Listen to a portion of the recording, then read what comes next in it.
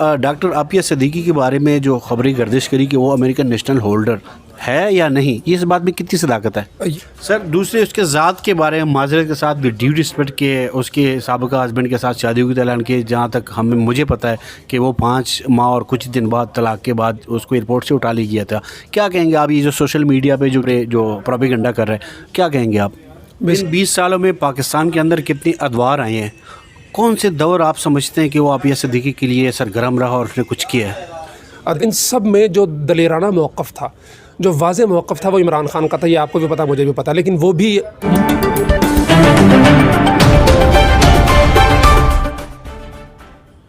बिस्मिल्लाहिर्रहमानिर्रहीम। अस्सलाम वालेकुम नाज़रीन, मैं हूं इब्न अमीन और आप देख रहे हैं लब आज़ाद टीवी। अहम और इंटरनेशनल इशू के साथ डॉक्टर आफिया सिद्दीकी और उसके बारे में जो सोशल मीडिया पे जो बताया जा रहा है या जो कहा जा रहा है, वो सोशल मीडिया पे ये है कि doctor Aafia Siddiqui American national holder है।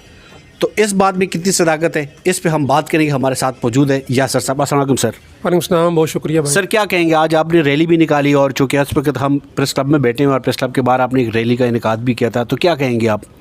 बहुत शुक्रिया। रैली बेसिकली तो मुस्लिम स्टूडेंट ऑर्गेनाइजेशन के ज़रिए इंतज़ाम थी, मैंने भी उसमें शिरकत की, जो कि आफिया सिद्दीकी के हवाले से ही थी कि जो मसला इतना इंटरनेशनल सतह पे अब दोबारा से एक उठा है, तो उसको हल करने के लिए जो है वो हमारी हुकूमत कुछ ना कुछ इक़दामात करे। तो ये रैली हुक्मरानों को एक तवज्जो दिलाने के लिए थी। अच्छा सर, डॉक्टर आफिया सिद्दीकी के बारे में जो खबरें गर्दिश करी कि वो अमेरिकन नेशनल होल्डर है या नहीं, ये इस बात में कितनी सदाकत है? ये बात पहले दिन से जो है वो उठाई जा रही है और विकीपीडिया पे भी मौजूद है और हर जगह पे ये बात की जा रही है। लेकिन मेरा इंटरव्यू था डॉक्टर फौजिया सिद्दीकी के साथ 2019 के अंदर मैंने किया था। उसमें मैंने उनसे यही सवाल किया था कि इस वक्त ये कहा जा रहा है कि आफिया सिद्दीकी अमेरिकन नेशनल थी, ग्रीन कार्ड होल्डर थी वगैरह वगैरह, तो उन्होंने सख्ती के साथ उसको डिनाई किया था कि ऐसी बात नहीं है, ये झूठ है। बल्कि मैंने तकरार की थी उनसे कि सोशल मीडिया पे ये बात बहुत ज़्यादा, यानी आपको मीडिया से आपको पता होगा कि लोग कहते हैं कि झूठ इतना बोलो कि वो सच लगने लग जाए, और जो सच कहे तो लोग कहें नहीं जी तू झूठ बोल रहे हैं। तो उन्होंने भी ये ज़िद चौके कहा, चूँकि ये ऑनलाइन इंटरव्यू था, उन्होंने कहा भाई ऐसी बात नहीं है, आप छोड़ दें इसको। वो अमेरिकन नेशनल नहीं है, वो पाकिस्तानी नेशनल ही थी। हाँ, वहाँ पढ़ने के लिए गई थी, वहाँ उसकी शादी हुई, वहाँ रह रही थी, पाकिस्तान वापस भी आई थी, लेकिन उसके पास पाकिस्तानी पासपोर्ट ही था, कोई ग्रीन कार्ड नहीं था, कोई उसके पास अमेरिकन जो है वो नेशनलिटी नहीं थी। सर दूसरे उसके ज़ात के बारे में माजरत के साथ भी ड्यू रिस्पेक्ट के उसके साबिका हस्बैंड के साथ शादी हुई ऐलान के, जहाँ तक मुझे पता है कि वो 5 माह और कुछ दिन बाद तलाक के बाद उसको एयरपोर्ट से उठा लिया गया था। क्या कहेंगे आप ये जो सोशल मीडिया पे जो टिकटॉक करे या इंस्टाग्राम पे आगे पीछे फेसबुक पे जो लोग मनगढ़ंत जो खबरें जो प्रोपेगेंडा कर रहे हैं, क्या कहेंगे आप? बेसिकली तो देखें, आपका ताल्लुक़ सहाफ़त के साथ है, ये आपको भी पता होगा, पुराने सहाफ़ी हैं कि उसका जो उठाया जाना है वो 2003 के अंदर हुआ था। लेकिन अमेरिकी नैरेटिव ये है कि उसको 2008 में गज़नी के गवर्नर हाउस के बाहर से गिरफ़्तार किया गया। इसी तरह ये बात कि उसकी शादी जो है वो डॉक्टर अमजद से तलाक़ के 6 माह बाद खालिद शेख के भतीजे के साथ हुई थी, उसका नाम ज़हन में नहीं आ रहा, उमर अल-बलोशी ग़ालिबन। तो ये भी अमेरिकी नैरेटिव है। हालांकि वो जब अमजद से तलाक़ के 5 माह 26 दिन के बाद उसको उठा लिया गया था, और यहाँ से वो कहाँ हुई वो सारी कहानी है एवान रेडली की या दीगर साफ़ियों ने जो जिसको कवर किया है। लेकिन अमेरिकी नैरेटिव वहीं से शुरू होता है 2008 से, जब पहली दफ़ा एवान रेडली ने और दीगर साफ़ियों ने बताया कि हमारे साथ बगराम जेल के अंदर एक खातून है कैदी नंबर 650 के नाम से, जो रोती थी, जो चीखती चिल्लाती, जिस पर तशद्दुद किया जाता था। तो उस वक़्त अमेरिका ने उसके 7 दिन बाद जुलाई के अंदर 10 तारीख को ये पहली दफ़ा मामला है और 17 जुलाई को गिरफ़्तारी डाली गई है, जो उसको कवर भी किया है आफिया अनहेयर्ड उसमें किताब में उन्होंने।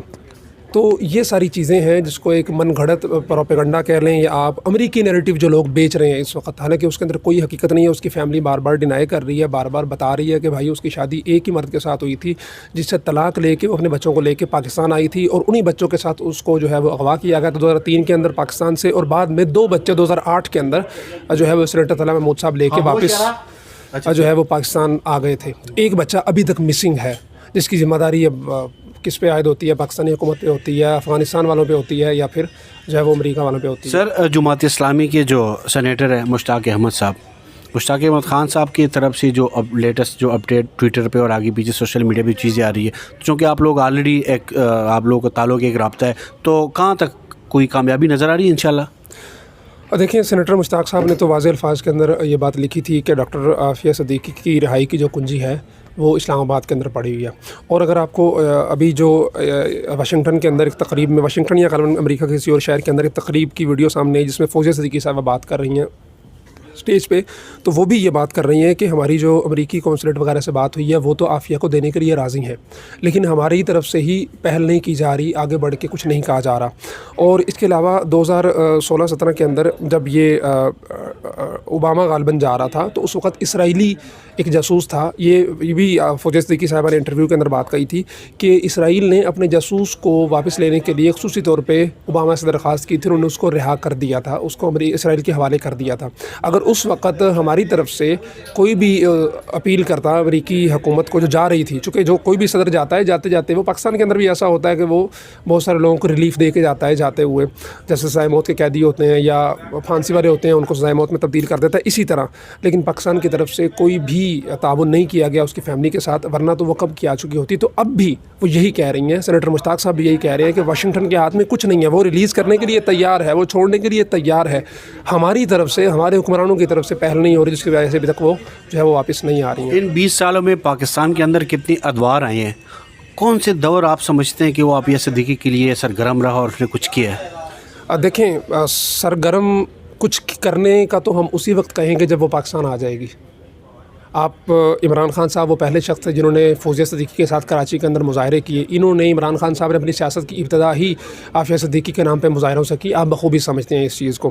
اور بعد میں مسلسل جاتے رہے. نواز شریف صاحب گئے کراچی میں، میں خود جب پہلی دفعہ گیا تو وہاں پہ میں نے تصویریں دیکھی، نواز شریف کی تصویریں دیکھی، پرویز اشرف کی تصویر دیکھی، یوسف رضا گیلانی کی تصویر دیکھی، آصف علی زرداری کی تصویر دیکھی. لیکن وہ معذرت کے ساتھ سیاست تک تھی. بالکل سب سیاست، کسی کو نے بھی کچھ نہیں کیا، سب سیاست. ان سب میں جو دلیرانہ موقف تھا، جو واضح موقف تھا، وہ عمران خان کا تھا. یہ آپ کو بھی پتا، مجھے بھی پتا. لیکن وہ بھی منہ کے فائری ثابت ہوئے کہ جب ان کو موقع ملا امریکہ میں، وہ گئے ٹرمپ سے ملاقات میں. جب طیبہ ضیاء چیمہ نے ان کے سامنے سوال کرنے کی کوشش کی عافیہ صدیقی کے حوالے سے، تو انہوں نے، آپ گواہ اس چیز کے، ہاتھ کے اشارے سے روک دیا کہ عافیہ پہ آپ نے سوال نہیں کرنا. جب عمران خان کے اندر یہ ہمت نہیں ہے تو ہم کیا سمجھتے ہیں کہ نواز شریف یا پرویز اشرف یا گیلانی یا شاہد خاقان عباسی کیا کر سکتے ہیں. تو اس لیے سب کے لیے یکساں ہی ہے.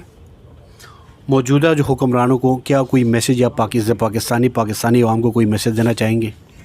دیکھیں ابھی جو صورتحال اس کیس کے حوالے سے ہوئی ہے کہ پہلی دفعہ پاکستان کے اندر سے ایک سرکاری طور پہ ایک آدمی سینیٹر مشتاق صاحب، ان کی فیملی کو ملنے کی اجازت ملی ہے، ورنہ آخری جو فون پہ بات ہوئی تھی وہ غالباً 2015 یا 16 کے اندر ان کی والدہ سے کروائی گئی تھی. ان کی والدہ پچھلے سال اپنی بیٹی کی راہ تختے جو ہے وہ قبر کے اندر اتر گئی، اپنی بیٹی کو زندہ نہ دیکھ سکیں. اب اتنے سال بعد ایک امید جاگی ہے کہ پاکستان سے وفد گیا، ان کی ملاقات کروائی گئی، انہوں نے اس کو دیکھا ہے کہ وہ بیمار صحیح، اس کے دانت ٹوٹے ہوئے صحیح، زخم ضرور صحیح، سماعت متاثر ضرور صحیح، لیکن وہ زندہ ہے، جیسے بھی تیسے زندہ ہے اور دماغی طور پہ ٹھیک ہے. وہ کہتی ہے بار بار کہ مجھے اس جہنم کے گڑھے سے نکالو، میں باہر آنا چاہتی ہوں. اپنے بچوں کا بار بار پوچھتی ہے، اپنی والدہ کا پوچھتی ہے. اسے یہ نہیں پتا کہ میری والدہ فوت ہو گئی ہے، نا اسے بتایا گیا یہ. تو اب ہماری ذمہ داری بنتی ہے بطور عوام. دیکھیں ہمارے ہاتھ میں تو کچھ نہیں ہے، ہمارے ہاتھ میں یہی تھا جو ہم نے آج کیا ہے. آپ وہاں تشریف لائے، آپ کے ہاتھ میں، آپ میڈیا سے تعلق رکھتے ہیں، آپ نے ہماری آواز کو اوپر تک پہنچایا. عام لوگ تھے، وہ آواز بلند کر سکتے ہیں، انہوں نے کی ہے. اب بال جو ہے وہ سیدھا سادہ اسلام آباد اقتدار کے ایوانوں میں بیٹھے لوگوں کے کورٹ کے اندر ہے کہ وہ اس معاملے میں کیا کرتے ہیں. انہیں آگے بڑھ کے تاریخ کے اندر اپنا نام رقم کروا لینا چاہیے کہ 20 سال میں اتنے وزیر اعظم آئے، اتنے صدور آئے، کوئی کچھ نہ کر سکا. شہباز شریف صاحب آئندہ 200 300 400 سال تک تاریخ. اب محمد بن قاسم کیا ہے، ایک ہی واقعہ ہے نا اس کا، وہ آیا تھا جو، لیکن اس واقعے نے اس کو کب سے تا قیامت اس کو زندہ رکھے گا وہ واقعہ. تو اسی طرح شہباز شریف صاحب کے لیے اور تو ان کے کارنامے آپ کے سامنے ہیں. عوام کو کہاں تک انہوں نے کیا ریلیف دیا، کتنی مہنگائی، کیا کچھ دیا انہوں نے. ایک چیز ایسی ہے کہ وہ قیامت تک اپنے آپ کو امر کر سکتے ہیں، وہ یہ ہے کہ اگر یہ کام کر کے دکھائیں کر دیں. تو سوشل میڈیا پہ سوشل میڈیا پہ جو چیزیں چل رہی ہے مختلف، میں کسی سیاسی جماعت کا نام نہیں لے رہا، لیکن جو مختلف لوگ ہیں، جو ینگ جنریشن ہے، وہ جس طرح سے من گھڑت اور چیزیں پروپیگنڈاز کے طور پہ جو چیزیں استعمال کر رہی ہیں، اس کو کوئی میسج دو ٹوک میں؟ دیکھیں بات یہ ہوتی ہے کہ آپ سوشل میڈیا کا دور ہے، ایک کلک کر کے آپ کسی بھی چیز کو پھیلانے کے اندر اپنا کردار شامل کر دیتے ہیں. اور ہوتا یہ ہے کہ آپ کو بھی پتہ ہے، مجھے بھی پتہ ہے کہ ہماری عوام جذباتی ہے. وہ ایک چیز کو جب پڑھتی ہے تو فوراً اس سے متاثر ہو جاتی ہے. وہ یہ نہیں سوچتی کہ یہ بات صحیح ہے غلط ہے یا کتنی صحیح ہے, نہ وہ اس تجسس میں پڑھتی ہے کہ یار اس معاملے پہ فلاں بندہ کام کر رہا ہے تو میں اس سے پوچھ لوں یہ کیا صحیح ہے. وہ فوراً دیکھا, متاثر ہوا اور شیئر پہ کلک کیا, اور اس طرح شیئر ہوتے ہوتے وہ چیز لاکھوں لوگوں تک پہنچ جاتی ہے اور لاکھوں لوگوں کے دماغ خراب کر دیتی ہے. اور یہ جو دور ہے آپ بخوبی جانتے ہیں کہ یہ الغزو الفکری کا دور ہے, کہ دماغی جنگوں کا دور ہے. ٹینک توپ طیارے پیچھے رہ گئے ہیں. اس وقت جو جنگ ہے وہ یہ کیمرے اور مائک کی جنگ ہے. اسی بنیاد پہ نیریٹو بلڈ ہوتے ہیں, اسی بنیاد پہ ملکوں کے ملک تباہ ہو جاتے ہیں. تو اسی طرح اس کیس کے اندر بھی ایک مخصوص طبقہ ہے جو غلط فہمیاں ڈال کے اسی طرح کی کہ اس نے تو خالد شیخ کے بھتیجے سے شادی کر لی تھی, اس نے تو افغانستان میں جا کے القاعدہ کو جوائن کر لیا تھا, اس نے تو جناب وہ امریکی شہریت تھی, اس کے بعد یہ وہ فلاں فلاں. تو ان چیزوں میں پڑھنے کی بجائے یہ سارے موقف موجود ہیں نیٹ پہ, لیکن یہ یک طرفہ موقف ہے. آپ اس کی فیملی کا موقف لیں جو کہ قریب تر ہوگا, یقیناً اس کی فیملی بتائے گی کہ وہ کیا تھی. تو ان چیزوں میں پڑھنے کے بجائے جو لوگ اس پہ کام کر رہے ہیں, جو لوگ لکھ رہے ہیں, جو لوگ بول رہے ہیں, ان سے رجوع کریں, وہ آپ کو سچی بات بتائیں گے. اور سب سے بڑھ کے عافیہ صدیقی کے, فوزیہ صدیقی کے پچھلے 20 سال میں ہزاروں سینکڑوں ویڈیوز انٹرویوز پڑھیں اور سوشل میڈیا پر ان سے رجوع کریں, وہاں سے آپ کو سچی باتیں جو ہے وہ مل جائیں گی. سر آپ نے شارٹ نوٹس پہ ٹائم دیا, آپ کا بہت بہت شکریہ. اور ناظرین ہمیشہ کی طرح دعا اور امید یہی ہے کہ ہمارا ملک پاکستان اور ریاستی ادارے بہتری کی طرف جائے. اجازت دیجیے, اللہ حافظ.